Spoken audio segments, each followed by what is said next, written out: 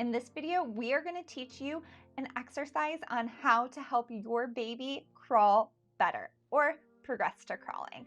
Hi, I'm Dr. Lauren Baker, and on this channel, we help active women help their babies and themselves move better. Stay tuned.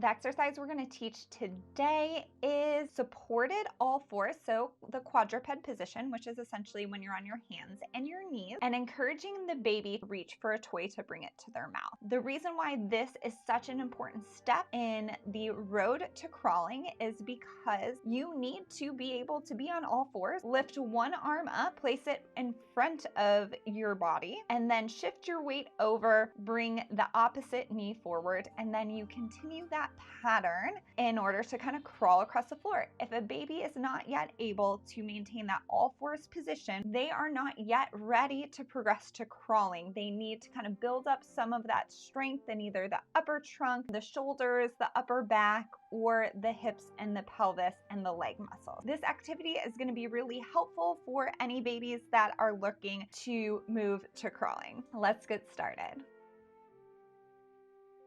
So with this exercise,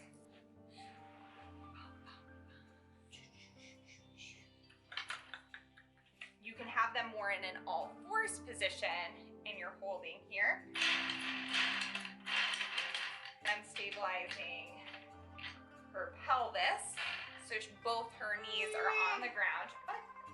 I'm going to kind of talk you guys through what I'm doing in this video so that you can see all the pieces. Really love this type of toy for all fours quadruped. You can also use it for tall kneeling and half kneeling, and then squatting once you get to standing. So it's really a toy that individuals can utilize throughout the lifespan. I'll put a link to this specific toy in the description. I do really like it. The side that the little girl is playing on is spinny. You can see that her pelvis is between my knees. I'm stabilizing her pelvis. She's not really going anywhere. This force itself is allowing her core muscles to not have to work quite as hard. She doesn't have to stabilize her pelvis. The muscles are then better adapt to fire, and then she's able to use more of her energy on the upper trunk. I have my hand on her pelvis, which is allowing her trunk to be a little bit more flat or in a neutral position. If we go back right there, that her pelvis is actually in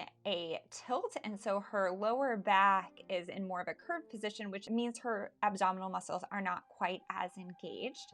And so I want to tilt that pelvis back towards me. With my hands, I'm going to actually tilt it this way, like towards my body, which is going to give her a little bit more support so that those abdominal muscles can actually stabilize her spine. I'm going to try to get her engaged, and then I'm going to tilt that pelvis towards me. Again, I kind of have more of an open hand. I'm giving her some forward, backwards motions, and then she's able to have a little bit better of a neutral pelvis. You can see her abdominal muscles engaged there. I'm going to give her a little bit of support at the trunk. And we're going to transition into a different activity because she was struggling a little bit on that all fours position. It's not atypical for kiddos to have a difficulty in this all fours position. And so you're going to go to a baby's tolerance. If they need to switch out of that position, then you're just going to do that. It's fine. And then the next time you reintroduce that activity, you're going to see if they can go a little bit longer. So you don't want to leave a baby crying in a specific position. You do want to kind of transition to a different activity or a different position.